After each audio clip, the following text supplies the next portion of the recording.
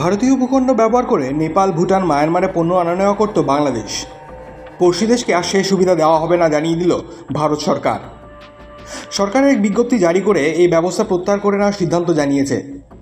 বাংলাদেশের পণ্য নিয়ে নেপাল, ভুটান, মায়ানমার গাড়িগুলোকে মালপত্র খালাস করে দ্রুত বাংলাদেশে ফিরে যেতে বলা হয়েছে। বাংলাদেশের সঙ্গে ভারতের দ্বিপাক্ষিক সম্পর্কের টানাপোড়েনের সঙ্গে নয়াদিল্লির এই সিদ্ধান্তের কোনো সম্পর্ক আছে কি? কূটনৈতিক সূত্র এমন সম্ভাবনার কথা অস্বীকার করছে। সরকারি সূত্রে বলা হয়েছে, মার্কিন শুল্ক নীতির প্রভাবে এই সিদ্ধান্ত নিতে বাধ্য হয়েছে ভারত সরকার। যদিও ওয়াকিবহাল মহল মনে করছে, দু দেশের সম্পর্ক স্বাভাবিক থাকলে এই জাতীয় পদক্ষেপ করার আগে ভারতকে অনেক ভাবনা চিন্তা করতে হতো। 2020 জুন থেকে ভারত এই সুবিধা বাংলাদেশকে দিয়ে আসছিল। সরকারি সূত্রে অবশ্য বলা হয়েছে, আমেরিকা চড়া হারে আমদানি শুল্ক চাপানে ভারতের ব্যবসায়ীদের ব্যবসা বড় ধরনের ধাক্কা খেয়েছে। অন্যদিকে নেপাল, ভুটান, মায়ানমার ভারতের স্থল সীমান্ত দিয়ে বিপুল পরিমাণ পণ্য রপ্তানি করে থাকে। এর মধ্যে উল্লেখযোগ্য হল রেডিমেড গার্মেন্টস, মাছ, খাদ্যপণ্য, ফল ইত্যাদি। ভারতের বাণিজ্য মন্ত্রক সূত্রে খবর, ভারতের ব্যবসায়ীরা বহুদিন ধরে বাংলাদেশে এই সুবিধা প্রত্যাহারের দাবি জানিয়ে আসছিল। বিশেষ করে বাংলাদেশের পোশাক শিল্প ভারতের কাছে বড় challenge.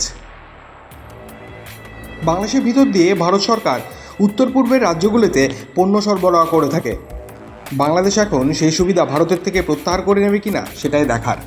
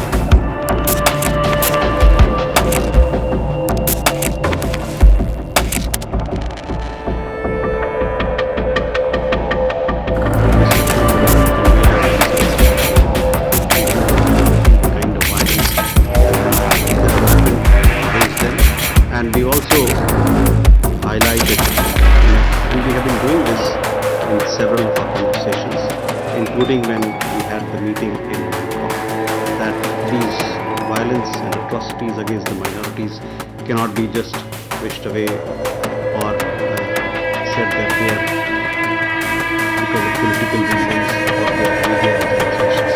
So we hope that the Bangladesh will take strong action